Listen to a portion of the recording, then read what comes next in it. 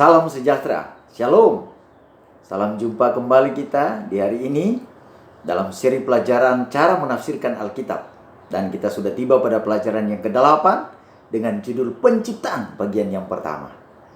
Dan ini tentunya membicarakan tentang buku Kejadian sebagai fondasi kita. Nah, kenapa penting mempelajari buku Kejadian ini? Oleh karena buku Kejadian ini khususnya pada pasal-pasal pertama kitab Kejadian ini adalah pasal-pasal mengenai dasar bagi keseluruhan Alkitab. Jadi bila mana pasal-pasal pertama dalam buku Kejadian ini tidak dimengerti atau ditolak sebagai dasar iman kita, itu akan sangat mempengaruhi pola pemikiran kita untuk doktrin-doktrin atau pelajaran-pelajaran sekolah sahabat, pelajaran Alkitab selanjutnya. Nah, sebelum kita masuk lebih dalam, kita tunduk kepala dan kita berdoa. Mari berdoa. Bapa di surga, kami datang padamu memohon kiranya Tuhan memberkati kami, lebih khusus hati pikiran kami. Untuk itu, kiranya Roh Kudus-Mu tinggal di hati pikiran kami, sehingga kami dibawa ke dalam pengertian yang sesuai dengan keinginan Tuhan. Terpujilah Engkau Tuhan, kami sambut pelajaran ini dengan sukacita. Kami persembahkan doa ini hanya di dalam nama Tuhan Yesus, nama yang indah, Tuhan dan Juru Selamat kami. Amin.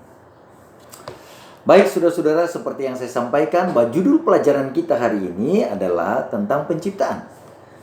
Bagian yang pertama, dan kita sedang mempelajari kisah penciptaan ini di dalam buku Kejadian. Nah, kenapa disebut bagian yang pertama? Karena sahabat depan kita akan melanjutkan pelajaran ini untuk bagian yang kedua. Jadi ada sambungannya ke pelajaran berikut di hari sahabat depan. Nah, sebelum kita masuk lebih jauh, saya mau membaca ayat temanya. Yohanes 1 ayat 1 sampai 4. Pada mulanya adalah firman. Firman itu bersama-sama dengan Allah, dan firman itu adalah Allah. Ia pada mulanya bersama-sama dengan Allah. Segala sesuatu dijadikan oleh Dia, dan tanpa Dia tidak ada sesuatu pun yang telah jadi dari segala yang telah dijadikan. Dalam Dia ada hidup, dan hidup itu adalah terang manusia. Nah, saudaraku yang saya kasihi di dalam Tuhan, tadi saya katakan bahwa buku Kejadian ini adalah dasar ya dari pelajaran ajaran untuk buku-buku selanjutnya di dalam Alkitab kita.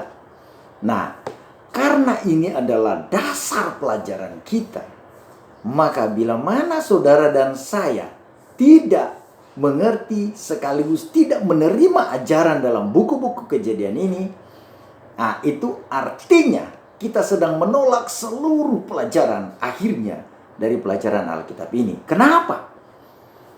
Karena buku Kejadian, khususnya pasal-pasal pertama dalam buku Kejadian ini sedang berbicara tentang Allah yang saudara dan saya percayai. Dan itu artinya bila mana kita menolak buku ini, maka atau pasal-pasal pertama dalam buku Kejadian ini, maka kita sedang menolak Allah kita sebagai pencipta. Nah, untuk itu kita perlu mengerti.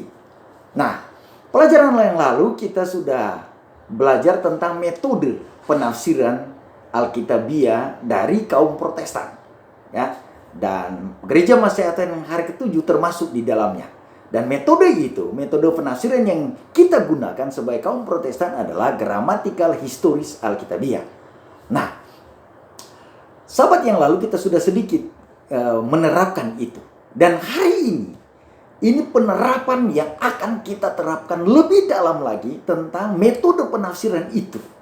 Dan metode itu, penafsiran itu membicarakan tentang bahasa, teks, dan konteks. Nah, hari ini kita akan mulai menerapkan itu, teks dan konteksnya. Dan teks yang kita akan pelajari adalah teks buku Kejadian dalam pasal-pasal pertama dari buku Kejadian ini. Nah, kenapa kita perlu pelajari ini?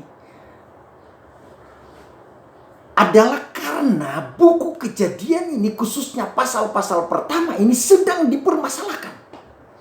Itulah sebabnya sebagai orang Kristen yang meyakini buku ini atau firman Tuhan ini sesuai dengan 2 Timotius 3 ayat 16 dan 17, bahwa semua yang diwahyukan ini, yang semua buku dalam firman Tuhan ini adalah diwahyukan, tidak ada yang tidak, diilhami oleh Tuhan. Jadi kita harus menerima termasuk buku Kejadian ini. Tapi saya mengatakan, seperti yang saya katakan tadi, bahwa buku ini sedang diserang habis-habisan. Pasal-pasal pertama dan buku Kejadian sedang dihantam habis-habisan. Termasuk di dalamnya adalah pencipta kita. Nah, apa yang dihantam? Yang pertama yang dihantam adalah cerita tentang Kejadian pasal 1 ayat 1. Apa Kejadian pasal 1 ayat 1? Menyebutkan demikian. Pada mulanya Allah menciptakan langit dan bumi. Ya. Ada cerita tentang pada mulanya Allah menciptakan langit dan bumi. Itu artinya semua yang ada, yang kita boleh lihat saat ini, yang boleh kita tahu dari ilmu pengetahuan, semua punya mulanya. Itu artinya Allah kita yang kita sembah ini tidak ada mulanya. Dan kita tidak perlu pertanyakan mulanya itu. Itulah yang kita imani, dan itulah yang teks sampaikan dan konteks sampaikan dalam buku Kejadian pasal 1 kalau saudara baca. Dan kabar baiknya di sini adalah ketika Kejadian pasal 1 ayat 1 ini menyebutkan pada mulanya Allah menciptakan langit dan bumi, yang termasuk di dalamnya adalah saudara dan saya sebagai manusia, kita hari ini bersyukur. Kenapa kita bersyukur? Oleh karena kita sedang dituduh oleh kaum evolusioner bahwa sesungguhnya manusia ini berasal dari kera, lalu dia berevolusi menjadi sempurna dan menjadi manusia seperti saat ini. Jadi sepertinya kita tidak diciptakan oleh Allah kalau berdasar kaum evolusioner. Tapi hari ini saudara, kita bersyukur karena catatan firman Tuhan menyebutkan bahwa kita ada mulanya. Manusia ada mulanya. Ada titik absolutnya, yaitu menerangkan tentang pada mulanya. Kata pada mulanya. Dan siapa penciptanya? Jelas sekali. Yohanes pasal 1 ayat 1 sampai 4 menyampaikan bahwa firman itu telah menciptakan kita. Siapa firman itu? Yesus. Dan Yesus memang dipertentangkan juga bahwa dia bukanlah bagian dari 3 oknum kealahan itu.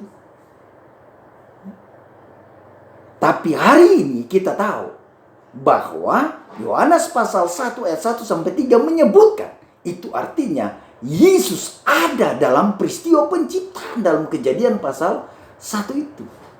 Dan ini sudah dihantam habis-habisan oleh kaum-kaum yang tidak mempercayai buku Kejadian ini, lebih khusus tentang penciptaan ini. Nah, apalagi yang dihantam? Selain kata pada mulanya yang mau menghantam bahwa kita tidak ada mulanya. Kita berevolusi katanya. Lalu akhirnya menjadi manusia. Apakah seperti itu? Alkitab tidak mencatat seperti itu. Kita punya mulanya. Dan kita diciptakan oleh pencipta kita.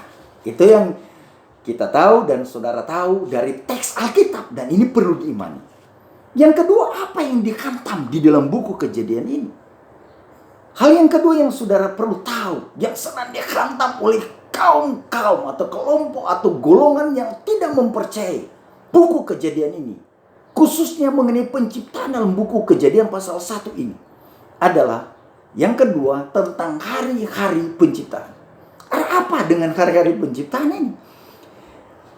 Para kaum atau kelompok yang menentang buku Kejadian ini, khususnya Kejadian atau pasal-pasal pertama dalam Kejadian ini, adalah mengenai hari-hari penciptaan secara harfiah.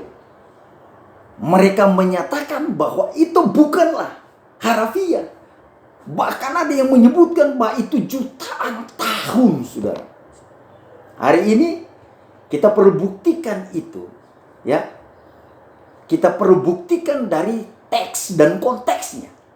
Apakah benar bahwa hari-hari penciptaan itu hari-hari yang harafiah yang disebutkan 1 kali 24 jam atau tidak?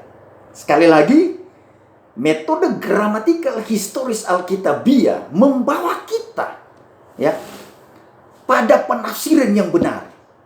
Dan untuk menafsirkan yang benar, maka metode ini mengajak kita untuk melihat teks.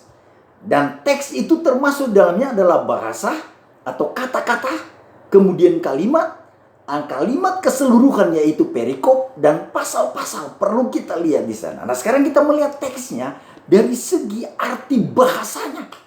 Apakah benar bahwa hari-hari penciptaan ini letterlek atau harafiah yang disebutkan dengan 1 kali 24 jam? Kunci yang pertama, ya, karena dalam pembahasan bahasa Ibrani, kata yang digunakan dalam hari penciptaan ini disebut dengan kata yom.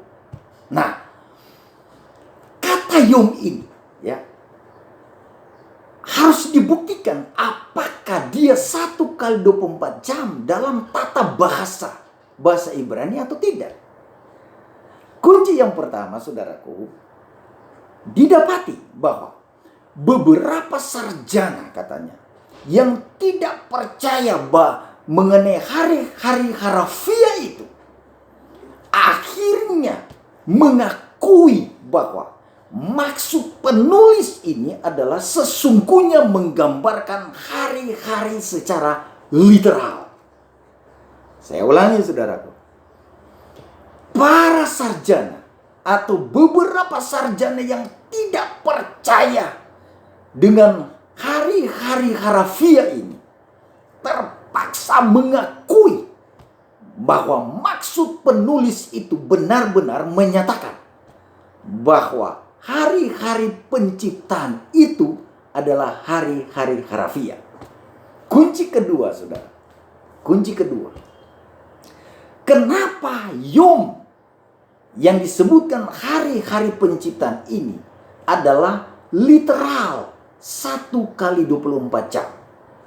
Yang kedua adalah menyangkut kata yang disebutkan angka kardinal dan angka ordinal. Nah, apa yang dimaksud dengan angka kardinal dan angka ordinal? Nah, angka kardinal artinya adalah membicarakan soal jumlah. Sementara kata ordinal ini menyatakan tentang angka urutan. Nah, mari kita lihat kata yom atau hari pertama di dalam bahasa Ibrani disebutkan yom ehad.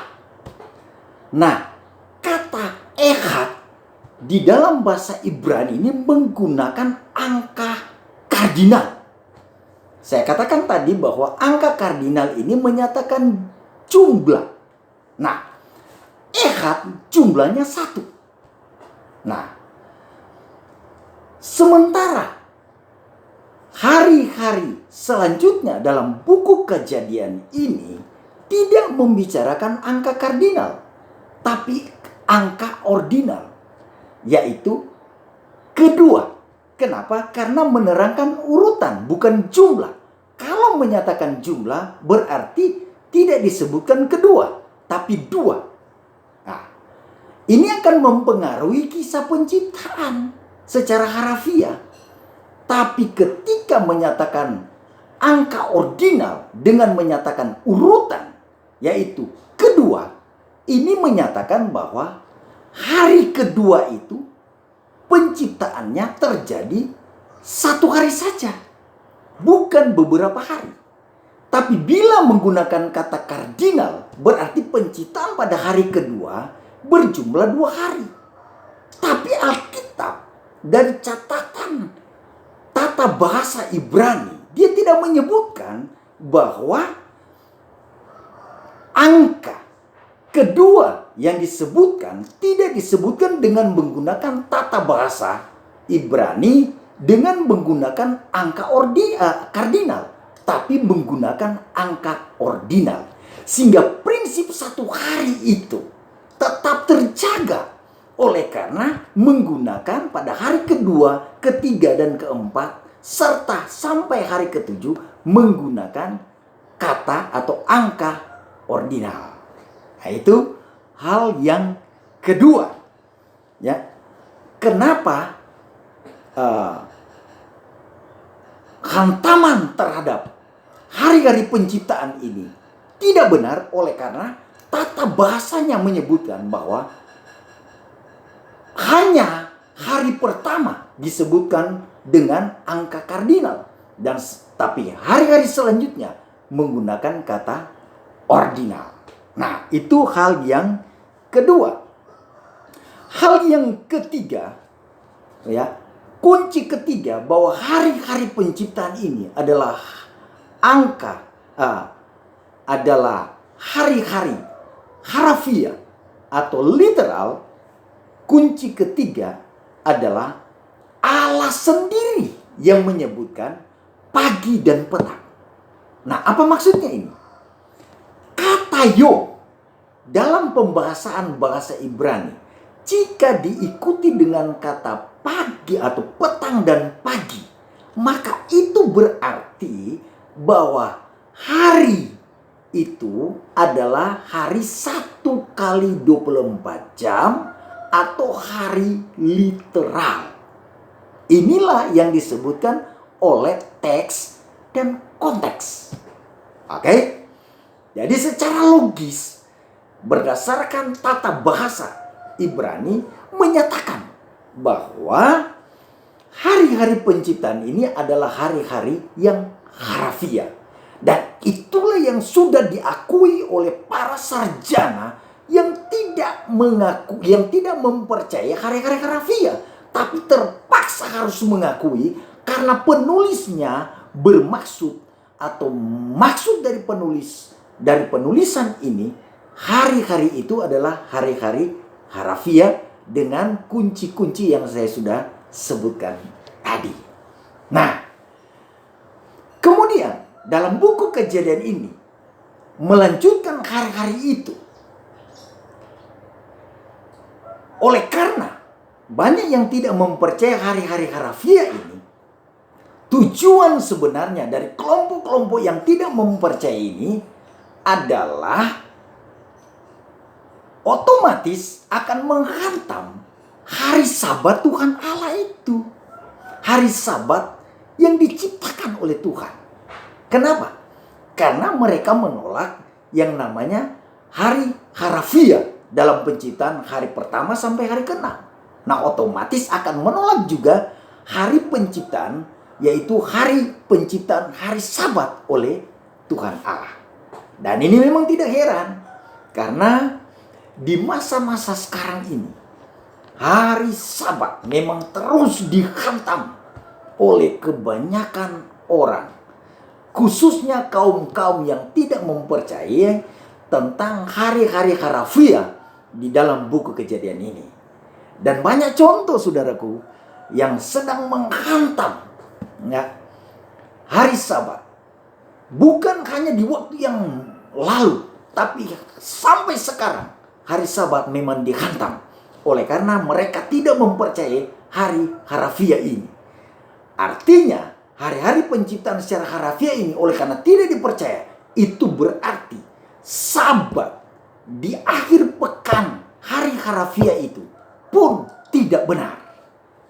Salah satunya saya katakan tadi bahwa ini terus dihantam, termasuk hari Sabat ini.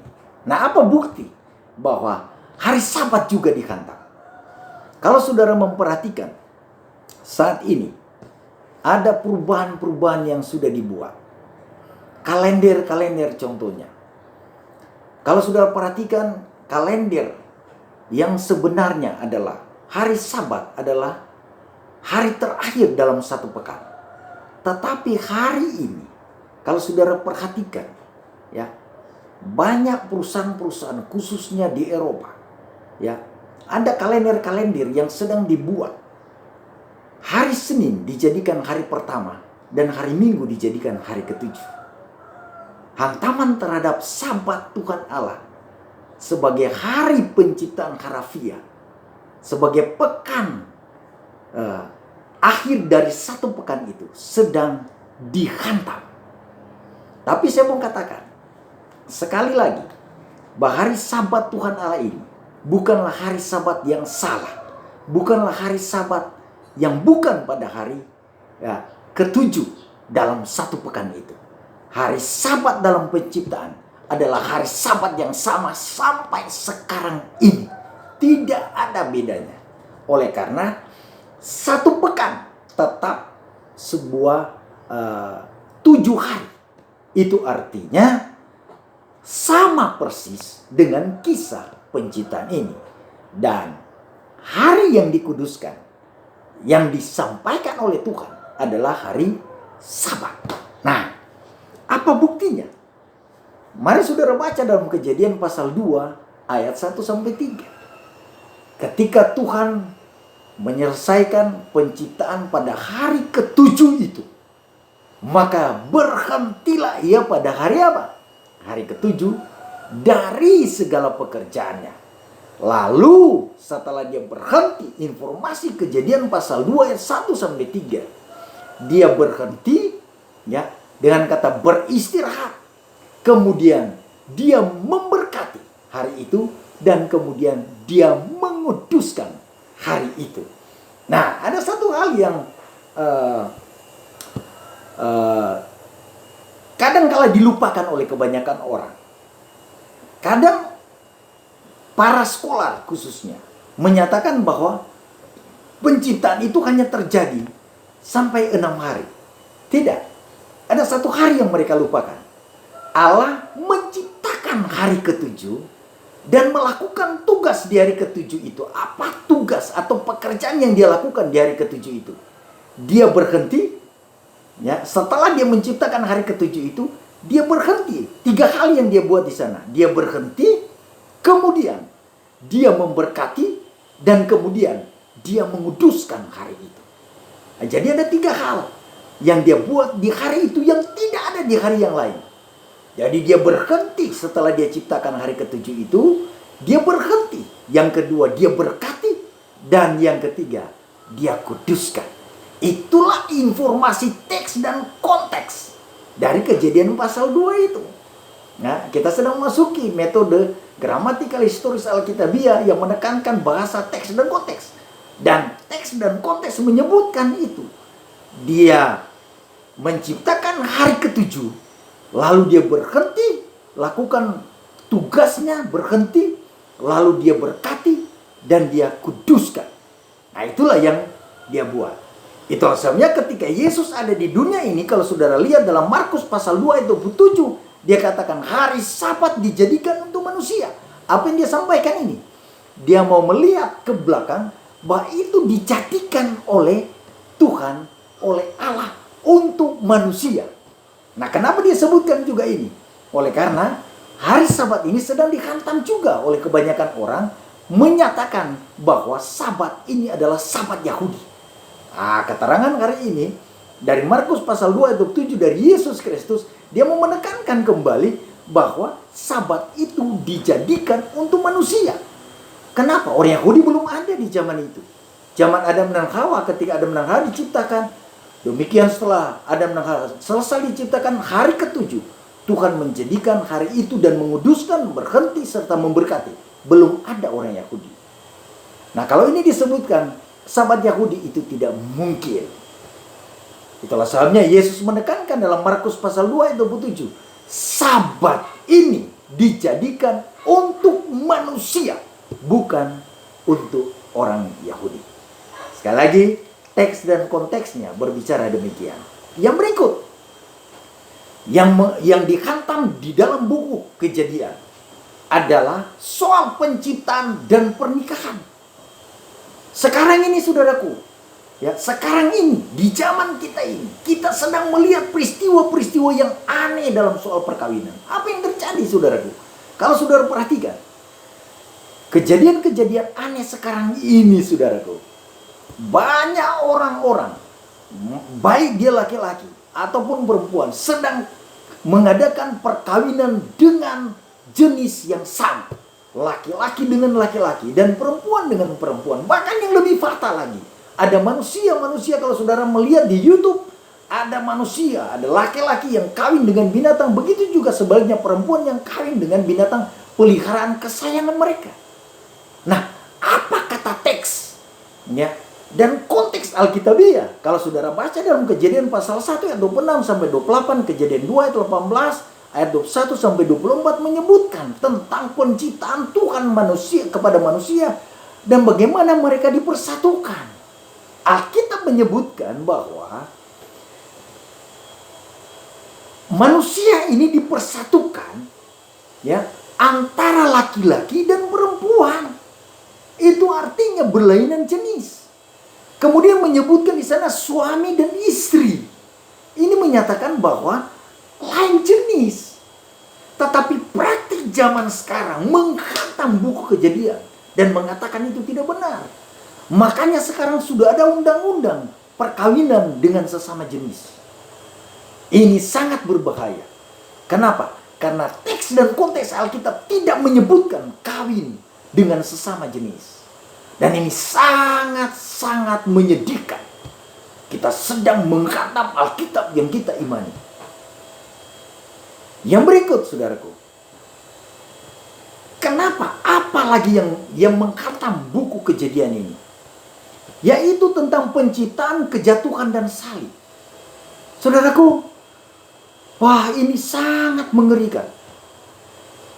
Ada hal yang sangat mengerikan dalam pelajaran tentang penciptaan, kejatuhan, dan salib. Ketika Tuhan menciptakan manusia, segala sesuatu sangat baik. Tetapi pada Kejadian pasal 3, saudaraku, menyebutkan bahwa manusia akhirnya jatuh ke dalam dosa dengan menerima tawaran iblis. Dan akhirnya mereka jatuh ke dalam dosa. Tetapi para kaum evolusi mengatakan bahwa kematian sudah ada jauh jutaan tahun sebelum manusia itu ada. Apa arti dari kata-kata kaum evolusi ini? Ini juga sedang menghantam buku Kejadian yang menerangkan bahwa kejatuhan itu terjadi ketika Adam dan Hawa memakan buah itu. Dan ketika menghantam buku Kejadian yang menerangkan bahwa manusia jatuh pada waktu itu, sementara kaum evolusi menyatakan sudah terjadi jutaan tahun dosa itu sebelum kejatuhan manusia. Ini juga akan menghantam tentang proses atau penebusan dari Tuhan yang disebut dalam Kejadian pasal 3 ayat 15. Penebusannya akan dibuat oleh Yesus. Itu artinya salib yang terjadi ketika Yesus datang dan Yesus disalibkan itu tidak ada gunanya. Karena ya, dosa sudah terjadi jutaan tahun sebelum Adam dan Hawa. Padahal penebusan itu terjadi oleh karena Allah melihat manusia telah jatuh. Sudah lihat bahwa Kejadian atau buku Kejadian ini terus dihantam oleh banyak orang, termasuk kisah kejatuhan manusia dan akhirnya penebusan yang Tuhan buat. Saudaraku, barangkali pelajaran kita sampai di sana. Kaum evolusi, kelompok-kelompok yang menentang tentang pasal-pasal pertama dalam buku Kejadian ini tidak pernah berhenti. Dan saya yakin biang keladinya adalah setan. Pertanyaan penting, bagaimana saudara bisa menafsirkan Alkitab ini secara benar? Adalah apa yang saya sampaikan tadi. Kita harus selalu mendasarkan pemikiran, pendapat kita pada teks dan konteks ini. Bila mana kita datang pada teks dan konteks, kita tidak akan pernah salah. Karena Tuhan, Roh Kudusnya akan menuntun kita. Tuhan memberkati saudara-saudara sekalian yang menyaksikan program ini. Adalah doa saya. Mari kita berdoa. Tuhan Yesus, tolong kami. Buat kami mengerti lebih jauh apa yang kami pelajari, apa yang kami dengarkan melalui pelajaran hari ini. Sehingga kami boleh mempertahankan iman kami, khususnya mengenai cerita atau kisah penciptaan dalam buku Kejadian. Karena itu menghantam pencipta kami dan tentu menghantam kami sebagai ciptaan Tuhan. Terima kasih Tuhan, kami persembahkan doa ini hanya di dalam nama Tuhan Yesus, nama yang indah, Tuhan dan Juru Selamat kami. Amin. Terima kasih saudara-saudara sudah menyaksikan program ini. Doa saya, Tuhan memberkati saudara sekalian. Amin.